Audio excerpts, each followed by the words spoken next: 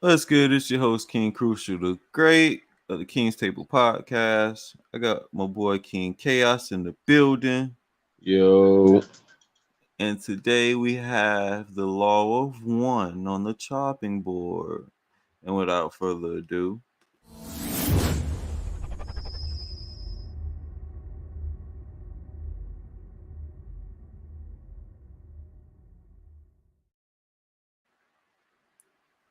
King Chaos. So we got the Law of One today, bro. This is coming from the book Universal Knowledge. Link will be in the bio if you want to get yourself a copy. And without further ado, the law states every living soul, deceased or living, are all connected with a level of collective unconscious deep within higher self. We're all part of a great energy gestalt called God. Living in harmony increases our vibrational rate and intensify the vibration of the whole gestalt. What do you have for me, Chaos? well, the law of one is uh, the law that gives us the most plain and simple understanding of progress or forward movement, or as we also call it, life. So, as it directly reads in reference to God or the universal intelligence or God or the creator or the common consciousness of all creation or whatever you want to call it can also be broken down all the way to simplest of tasks and using the law of one, and that everyday task is in focusing on the completion of said task, which is your law of one. So, in order to make one step forward, you must focus on the singular task with a law of one that incorporates taking that step or making the move or taking making the connection you need or networking with the person that you need to or whatever the singular or definite purpose that you may have in the present is what must be focused on and as a priority. And then when you go into a greater and zoom out into a greater scale, then you can use this law in reference to great things of like national momentum or society's draws to a liberal or a conservative leaning. It's the law of one is it's just a um, the most um, broadly applicable law, in my opinion. That's true. You can attack it from a lot of different perspectives. I like to focus on the word just thought that's in the definition. That's pretty much a collective consciousness of everyone. So I try to think like even ideas are shared, but it's the actions that separates the people from the ideas. You know what I mean? Word.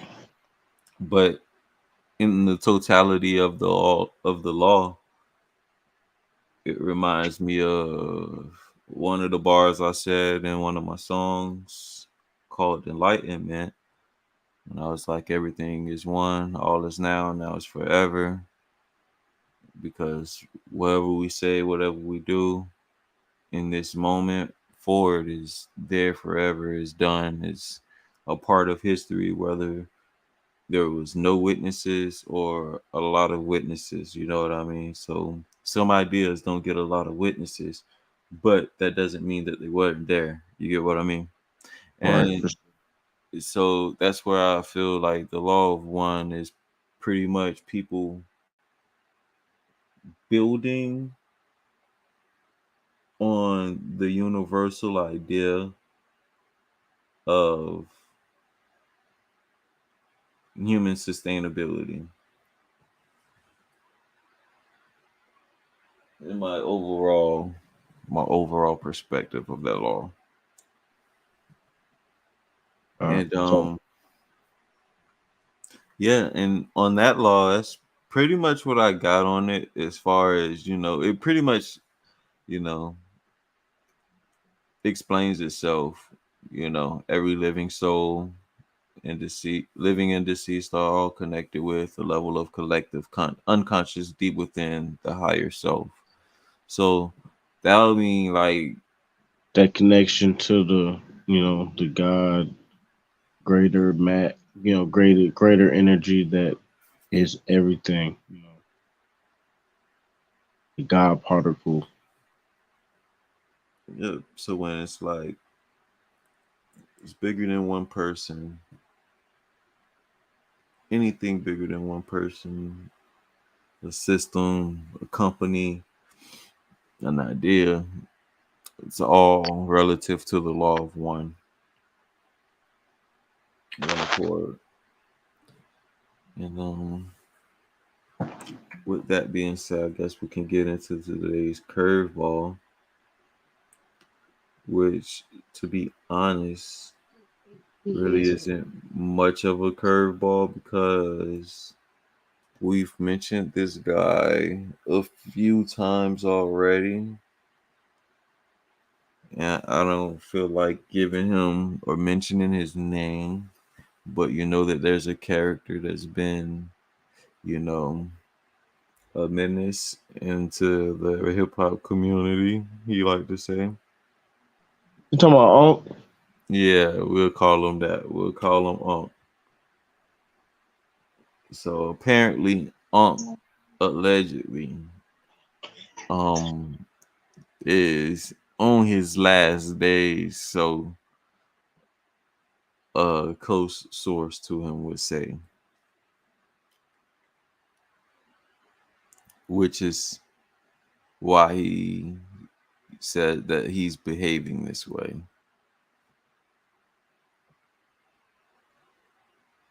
What's the curveball? Is that it's the as I die slow. Wait, what? Follow me here. Wait. Yeah. I think I bloodhound you already. Right. So the curveball is as I die slow. Oh Lord, Right. tell me it ain't true. I can't confirm or deny it, but so much stuff come out about this guy and he just used it to his benefit, right? So it'd But be so. this would be one of the. Well, remember what happened when somebody called him um oriented homosexual? You remember what happened? Nah, refresh You my memory. remember? You remember he was hollering about he got beef. He said if a man say he gay, he need to verify. He need to come up with names or something. Especially if it's a preacher, he need to come out with a name. You talking about calling him gay? Whoever he is, he got beef with him. Oh, he did that? Yeah, he I was was asked not in the, aware he of was that. asked in an interview if he was aware that he was in a homosexual relationship with a minister, and he went bananas. What? I gotta check this out. So that's missing. I don't have that detail in my arsenal.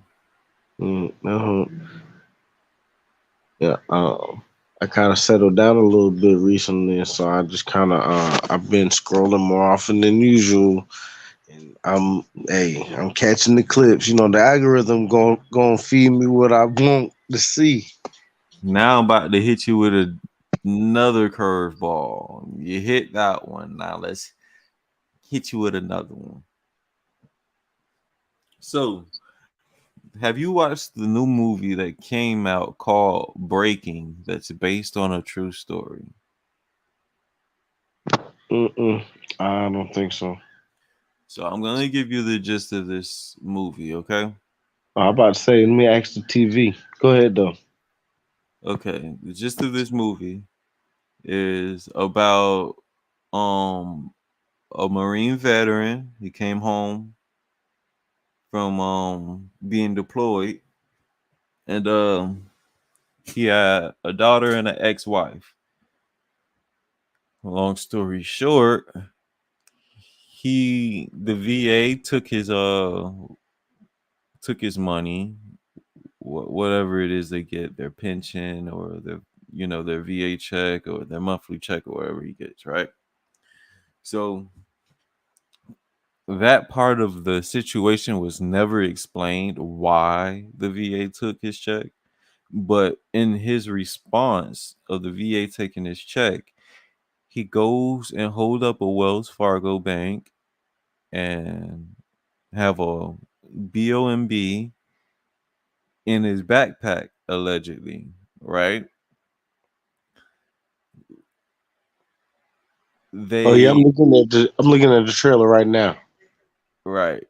And then what ends up happening is they end up killing him,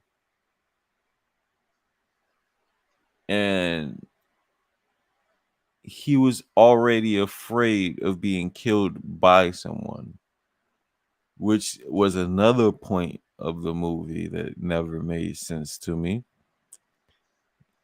And then after it was all said and done, there was no bomb in his bag. And his whole purpose was to create some kind of attention to what's happening to veterans. Right.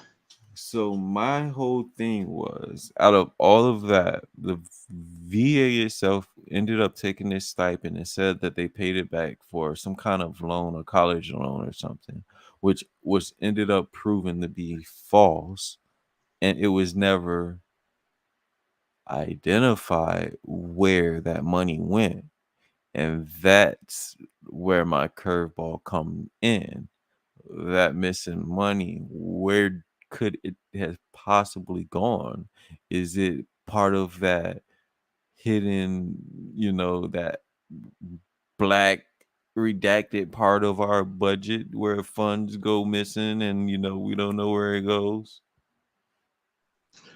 Man, that is a curveball with a lot of angles, man. So following the money would take just a couple of receipts. But who do we go for the receipts, right? Right. Because as we know,